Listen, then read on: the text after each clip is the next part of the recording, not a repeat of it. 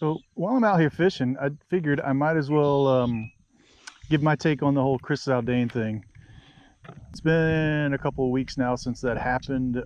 For those of you that don't know, if you've kind of been under a rock in the bass fishing realm, Chris Zaldain had a run-in with a local angler out at Lake Murray, I believe it was.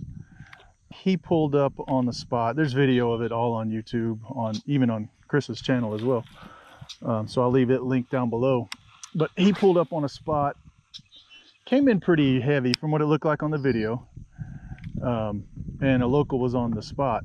Now, before I get started, I don't know Chris Zaldain, obviously.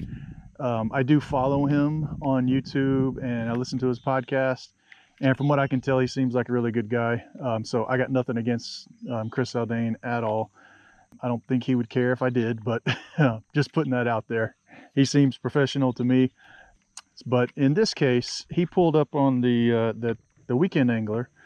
And from what I could tell, he pulled up, he came in pretty hot off a plane. And the weekend angler started giving him an earful. So from what I could tell, the weekend angler did start, you know, chatting him up first, as Chris calls it, chirping him up. And so Chris started going back. And, you know, that's kind of the thing that I think is what happened, is that had Chris gone in and, well, I got a couple of takes on it. First, had Chris gone in and came off the plane and said, "Hey man, I've been fishing here all week. I'm fishing for 100 grand. I'm in a tournament. Do you mind if I fish here either with you, or do you mind if I have the spot?" You know, chances are the local guy probably would have said, okay. I know I would have if I had been in his shoes, but you know, all locals aren't the same.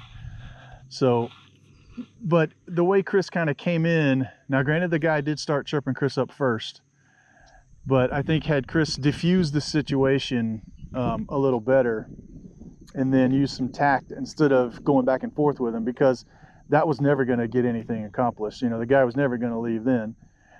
I think once it escalated, and you can see it on that video, that is really what and I think Chris will agree that he probably regrets doing. So I think, again, if he had gone in there with some tact and said, "Do you mind if I have the spot?" You know, I think he probably would have given it up, or, you know, a lot of people would have anyway. Maybe not, but I think where Chris went wrong is that he went in there and, you know, frankly started acting like he was better than this guy. And, you know, nobody wants to hear that first thing in the morning when they're out fishing on their one day off from, you know, a professional angler who, you know, obviously that guy doesn't know Chris either. And all he thinks is probably, you know, I don't want to read his mind, but what he probably thinks is this guy's coming in trying to fish my spot. Look at him all high and mighty, and he doesn't care that I'm here. He didn't even say anything to me. Oh, got a fish.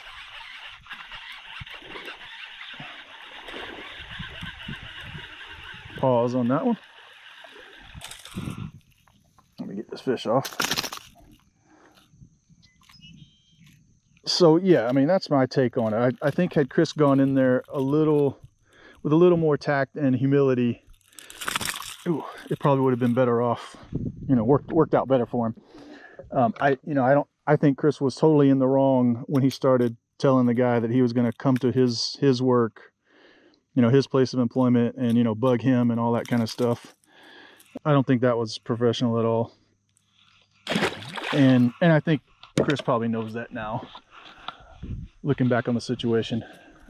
The other thing that I'll say is that I think a lot of us, myself certainly included, have been in situations on the water where, or at the boat ramp even, to where egos come into play and we may say things that we wish we wouldn't have. I know I have done some stupid stuff on the water before and gone back home, not calling Chris stupid at all, but, you know, I've gone back home and said, well, that was just stupid. Why did I, you know, show myself like that? So, you know, that's just my take on it.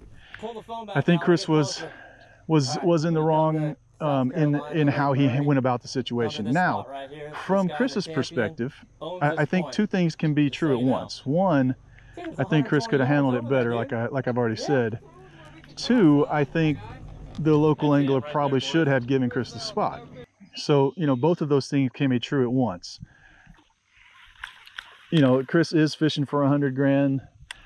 And you know, if I see a guy in a tournament and I'm just out fun fishing, I'll usually, I always will give the guy the spot.